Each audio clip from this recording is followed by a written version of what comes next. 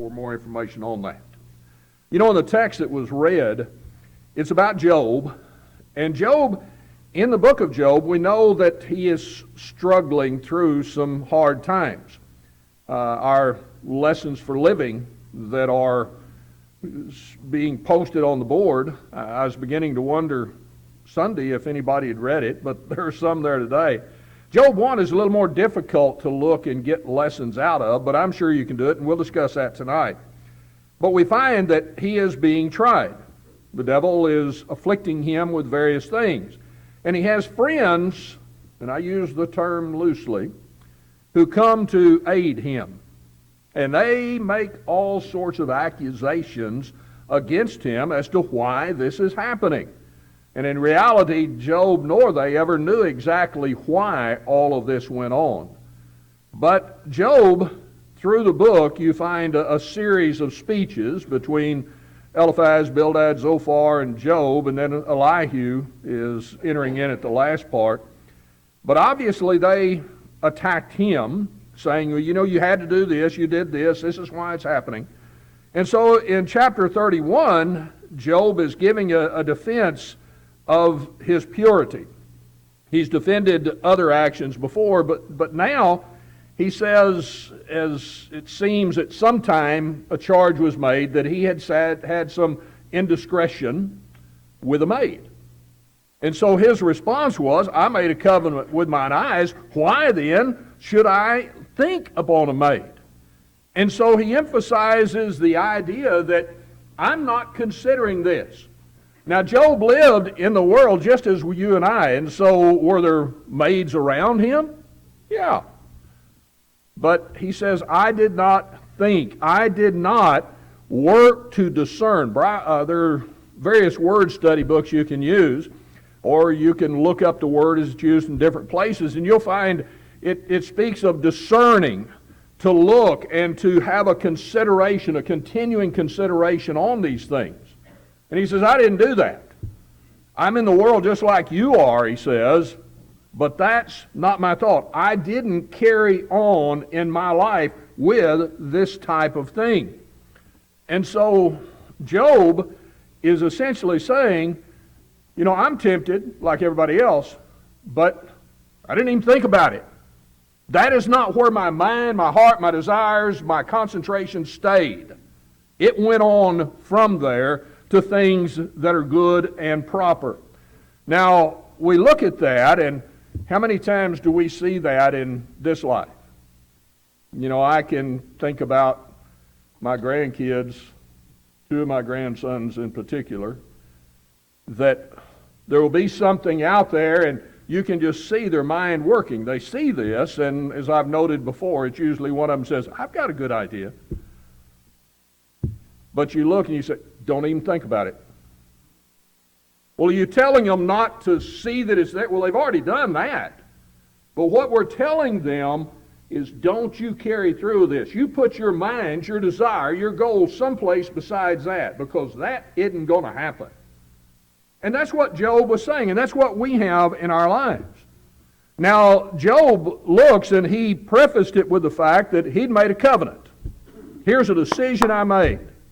And we need to make that same covenant, that idea that I've committed myself to a certain way of life, and so whenever the things come upon me, the temptations are there, I'm not going to think about them. In other words, they're there, but they're gone. That's not my dwelling place. And we know the danger of not pulling away from those things. James talks about, and in the Sunday morning class, John has been going through James, so quite a while back he was in James 1, where as James writes by inspiration, he says, you know, don't say that God tempts you, because God tempts no man, but he points out that we are drawn away of our own lust. But then when that lust has conceived, in other words, here's a desire, here's something I see, here's a way out, a temptation, whatever it may be, and he says, you let that conceive, sin's going to come forth. So Job said, I didn't let that happen. We need to make sure we don't let it happen. We're in the world but not of the world, but it is a decision that we ourselves make. So let's look at some occasions, and I've got 3 areas, and you could broaden it, no doubt. I've got the area of temptations that we have. I've got the area of peer pressure. I've got the area of dealing with doubters around us who say you can't do this and such. And in each one of those, God gives us instances of people where they confronted these. And we, I think, can make an analogy to ourselves. These were written for our learning, as we're told in Romans 15, verse 4. And so I don't want to be one who is drawn away after those things that I see that are about me in the world. I want to make the right decisions. And so I look at that and I think about temptations. Well, Job's the first one comes to mind, isn't it? It's what we just read. And Job says, I'm not going to think about it. That is not where I'm going to be. That's not what I'm going to do. And like I said, in this world, you drive down the road. There are billboards, you look, you say, uh-oh, and you just go on. You get your eye back on the road.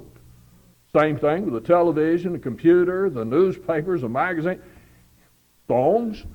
There are things there that ought not to be the dwelling place of our minds. And so we look and we say, I'm not going to think about it. Another one comes to mind is Eve. Remember, Eve had been blessed. God set Adam and Eve in the garden and said, you can eat of everything you want, except the tree of the knowledge of good and evil. In the midst of it, thou shalt not eat thereof, and the day thou eatest thereof, thou shalt surely die. The devil comes, says, not true. God just knows that in the day you eat, you're going to be like him. You're going to be able. How many times do people tempt us? That's not what that means. We know what it is. We know what God says. We know the do's and the don'ts. People say, no, that's not right. Doesn't apply. What did Eve do? She should have said, I won't even think about it. But what she did, she looked on it. She stayed right by that tree and right by that serpent. She saw the fruit on the tree, and she looked at the lust of flesh, lust of the eyes, the pride of life. And, okay, I'm going to take that. And she took it and she ate it, and she died in that day. Death came into the world, and she spiritually died in that day. What about David? 2 Samuel, you find in the 11th chapter, he went out, and number one, he's in a place he shouldn't have been anyways whenever kings go to war, but he's still there. But he goes out and he looks over, and here is Bathsheba, a beautiful woman.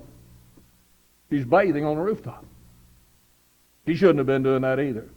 A lot of people in this world do things they shouldn't, and we are confronted with them. So what did David do? Did David say, I'm not going to think about that. I'm going to go on and go do something wholesome, something good. Even drop down to your knees in prayer if you need to. No, he sent and he inquired about that woman. And as the narrative goes on, she was brought to him. He lay with her. She was with child. He ended up trying to kill her husband, then sent him into battle where he was killed. He was guilty of murder. Why? Because he did not say, I'm not going to think about it, and turn his back on that temptation, turn to something that's good. Now, if you want to see a comparison, go over to the book of Genesis, the 39th chapter, and you read about Joseph. Joseph has been placed into a home in which he is so blessed. He is over all things in this house. Well, the woman of the house, she looks. She tempts him. Older woman, young man, come, lay with me. Wouldn't do it. Finally, she gets and she grabs hold of him. What does he do? He flees. He runs from that place. Now, she lays hold of his coat. She makes false accusation against him. But just like Job talks about, I made a covenant with mine eyes. Why then should I think upon a maid? And then, in verse 4, doth not he see my ways, count my steps? He knows what I've done. I want to be an example to others, and I want them to believe the best of me. But even whenever false accusations come, I know God knows the true me. And so I make the decision, like Joseph, I'm going to flee from that no matter what. Not be like David and say, I wonder about this. Go and inquire about it. Don't think about it. Don't even think about it. Timothy was written by the Apostle Paul in 2 Timothy, the 2nd chapter, in verse 22. He talks about him and the life that he ought to live, and he says, flee also youthful lust, but follow righteousness. The lust come upon all of us. By the way, when do youthful lust stop? Never. They keep on. James didn't write and say, you're drawing away your own lust if you're young.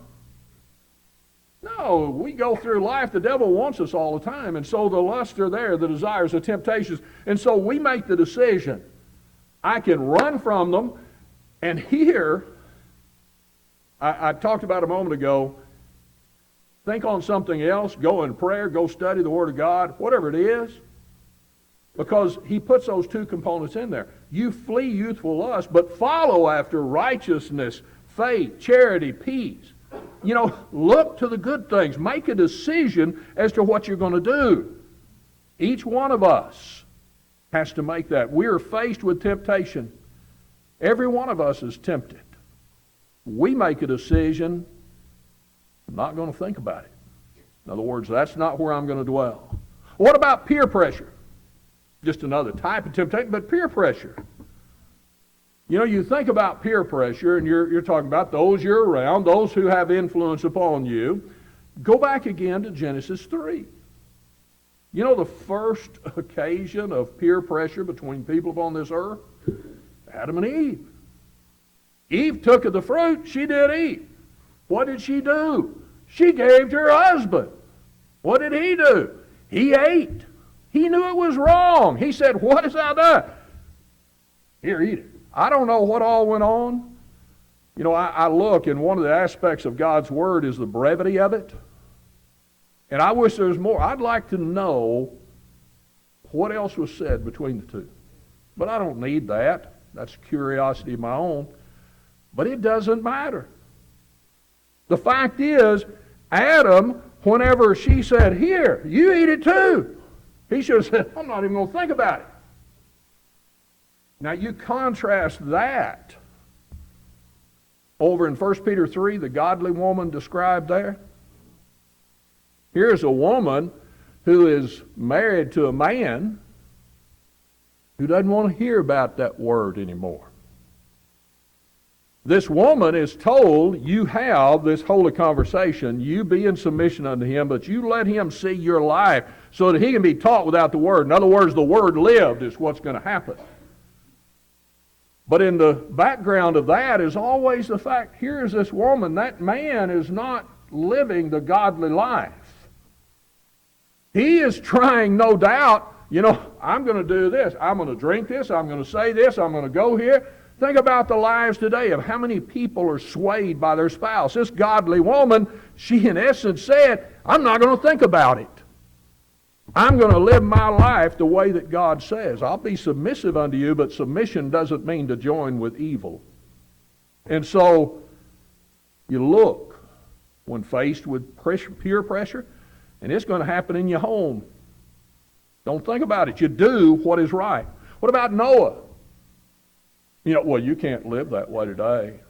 It's easy for the preacher to stand up and say, you do this, you live that way. You don't have to go to school with me. You don't have to be around the people that I work with. You don't have... Go back and read the book of Genesis. You get to chapter 6, and you find here is this man who lived in the midst of a generation that was so wicked, the thoughts of their heart was on evil continually. God says, I'm going to destroy this people, but Noah found grace in the eyes of God. Why? Because it didn't matter what the world did around him. He said, I'm not going to think about it. And so he did whenever God told him, Okay, here's what's going to happen. I am going to destroy the world, 120 years. And Noah, you're going to build this ark. What did he do? He did all that God commanded. Can you imagine the ridicule that he faced, the peer pressure? Look at him. Crazy guy. Building a big boat. What in the world does he think? He thought he'd obey God. Didn't matter what everybody else did around him. Whenever they live that life, whenever they get that pressure, I'm not going to think about it. And so he found grace in the eyes of God. He was a just man in all his generations, in the midst around him. One of the grand things is, you go over to 1 Peter 3, it wasn't just Noah that was saved, it was his family. One of the horrific things is whenever we, as parents, as grandparents, we don't stand up and say, I'm not going to think about it, I'm going to do what's right. It's not just our soul. You know, I look, and you know, I wasn't a bad person when I wasn't a Christian. I was an unforgiven sinner. But whenever I became a child of God, I prayed fervently that my son would not remember. And he was young, he doesn't remember it. But I prayed he wouldn't remember me before I was born again. And I pray now that the memories that my children, my grandchildren, my spouse have of me, or of me being a just man in the midst of this generation. If not, I'm the biggest failure in this world. You look on and you find that Jesus' crucifixion, peer pressure. I mean, you look, and Pilate had looked to Jesus. He had tried. I don't find anything wrong. There's nothing wrong. He hadn't done anything wrong. And the people cried out, crucify him. Why? Because they had made that decision. They made a decision, but the chief priest and the elders persuaded them. How many of us, we know what's right? We don't. You know, that's not right to do that. It is right to do this. And then we're goaded by those around us. Those at school, those at work, those in our family. Oh, come on. That won't work. That's just too hard. All of this, the peer pressure around us. Jesus was crucified not because they found some wrong in him, but because some were so filled with pride they didn't want to lose what they had to the Son of God. And then they cried out and got the crowds to join with them. What a horrible thing that people give in to peer pressure. And you look, and you know, it can even be the government round about you. Go over and read in Daniel, the 6th chapter. A decree was issued by King Darius. If any man offers a prayer unto God, it doesn't come to you, but if a man offers a prayer unto God for 30 days, he'll be thrown to the lions. Daniel said, I won't even think about it. He prayed to God. You know what he did? Opened his windows. Did he have to open his windows? No. He said, I'm not going to think about it. You tell me I'm not going to do something God says? You stand by and watch. I'm not even going to think about doing what you want. Go back to Daniel 3. Shadrach, Meshach, and Abednego. You bow down. Basically what they said is, we don't have to think about it. Throw us in the furnace. If God save us, fine. If not, fine. Doesn't matter. We're not going to think about it. Over in Revelation 2, the church at Smyrna. You know, you're going to suffer all these things. But you be faithful unto death, thou shalt receive a crown of life. What he's saying is, don't think about it. Is it hard? Is there struggles? Are there peers around you saying, don't do this? Yeah, don't think about it. You be faithful. And then you look at the idea of doubters. You know, how many times have you heard, Well, Christianity, that was okay in the first century, but in our day and time, that simply will not work. In the book of Matthew, the 16th chapter, Jesus had pointed out that he was going to die. But in Matthew 16, you find Peter, great apostle Peter. Sometimes these doubters come from just amazing quarters. And Jesus Peter said, no. Now, Jesus, look, his life was lived to die. He came knowing that. He went. He could have called the angels, but how then should it be? So many times he was tempted. He could have stopped these things, but how must it be then? In other words, he had a goal in mind, which was not only his death, burial, and resurrection, but the salvation of those round about him. So whenever Peter came and said these things, he said, "Get behind me, Satan." Don't even think about it. You want to try that? Whenever you have somebody, and maybe it's some religious friend of yours, maybe even within the church, who says, well, God said this, but that won't work today. Why don't you look them in the eye and say, "Get behind me, Satan"? What do you think they're going to do? They're going to back up and go away. But what you're telling them is, I wouldn't even think about rejecting what God has said. God has set forth a plan. I'm not going to reject that. Who am I to think that I could do better? And yet, how many give in to that? Worship. Y'all don't even have an organ. Nope. But I tell you what I do. I have the instrument God gave, and that's my heart that I use when I worship. And I can't improve on that. Why, y'all don't let women preach and lead in a mixed assembly. Nope. But you know what we do have? We have an organization and a plan that God gave.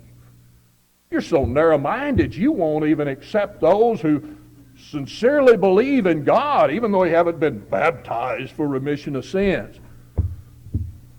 Yeah, you're right. Wouldn't even think about changing God's plan of salvation, because it is God's way through Him, John 14 and verse 6, through obedience to Him, Hebrews 5 and verse 9.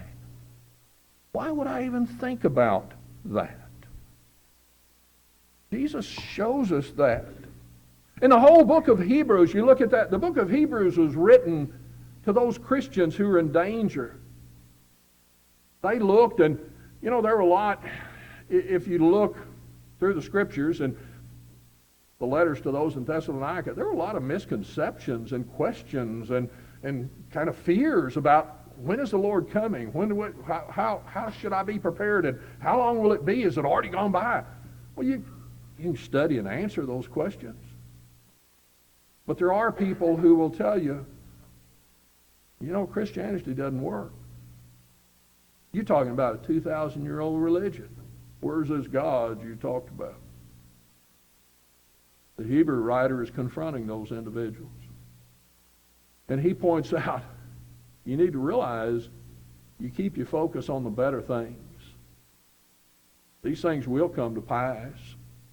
God, who cannot lie, God, the one who swore by Himself, Hebrews the 6th chapter, that's where your hope is based on, not on people who will doubt whether Christianity is a viable religion. Search it. You ought to be yourselves teachers, he says in Hebrews 5 and verse 12. In other words, you ought to have a confidence, a surety that you know about these better things. So you can look and people say, well, we got to change. I wouldn't even think about it. You got to change the organization. You got to change the way of worship. You got to change the means of entrance. You got to change the work you do. No. Don't even think about it. Not for a moment. You look at that and you think about this life, and a lot of times people say, that's hard. I mean, you're just talking about you're just narrow. Guilty as charged, and proud of it. Because you know what? God told us if we're going to speak, we don't speak as those around us want to. We don't want to be politically correct. We want to be scripturally correct. We don't want to give in to the peer pressure. We don't want to give in to the doubters. We want to remain steadfast Be steadfast, unmovable, always abounding in the work of the Lord. For then it is that you know your labor is not in vain, Paul said to those in 1 Corinthians. They were facing the doubters, the liars, the tempters. He says, you stay right where you know you ought to stay. You speak as the oracles of God. Whenever you do things, you don't do it to appease the peer pressure, or to get away from the doubters, or to fulfill temptations. Whether you eat, drink, whatsoever you do all to the glory of God, not those things, 1 Corinthians 10 and verse 31. And so I look and I refuse to even think about that. I'm going to look, and yes, it is a hard way. But I can make the decision that I'm not going to consider, I'm not going to linger on, I'm not going to try to understand those things that are wrong and evil. I know what's right, and I'm going to think on those things. What the writer said in Philippians, the 4th chapter, and verse 8. You realize Job struggled. You read that, and Job had some real struggles. Had his own wife who said, curse God and die. Had his friends trying to berate him.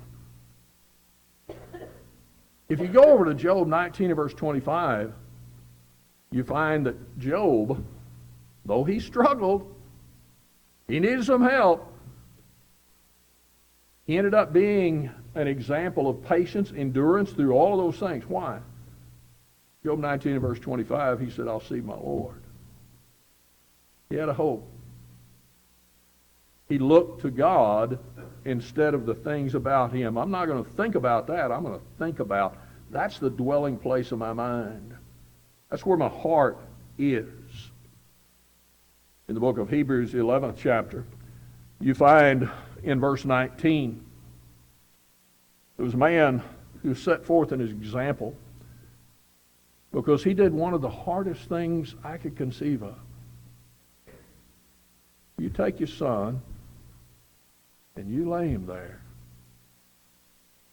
and you sacrifice him. Now we know that God stopped him and offered another sacrifice. But he knew that Abraham would do that. Why would Abraham do that? In Hebrews 11 and verse 19 it says, accounting that God was able to raise him up. That word accounting, he considered it, he thought upon it. That was the dwelling place. He knew that a promise had been made through the seed that this young one had. And he said, God's going to work it out. I know he can't. I account that he is.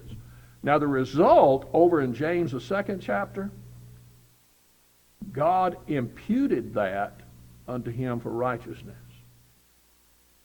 You look at the word accounted, the word imputed, same thing. God considered. God thought upon, not the mistakes Abraham had made, all of us do, but those were forgiven. And he now counted, imputed this to him for righteousness. I look today and I realize, this is hard. But you know what? I don't think on those things. I think upon God who is able. Isn't that what Paul said? Philippians, the 4th chapter, verse 13. I can do all things through Christ who strengtheneth me. That's what I think on. I don't think on the things that I had in this world that I count but dung now. I count those but loss. Why? Because I have another focus in my life. That is who I think upon. That's why Paul in Romans, the 8th chapter, make that hard choice. You can live after the flesh or you can live after the Spirit. The flesh, give in to peer pressure, give in to temptation, give in to the doubters. The Spirit, I'm going to do it God's way. In Romans 8, he doesn't deny that it's hard. But what he does say is you can be more than conquerors through him. But it's interesting to note, he says, you've got to know, you've got to understand, you've got to look, you've got to consider about God. All things work together for good. For them who love God of the called according to his purpose. In other words, here I am. Life's hard, filled with hard decisions.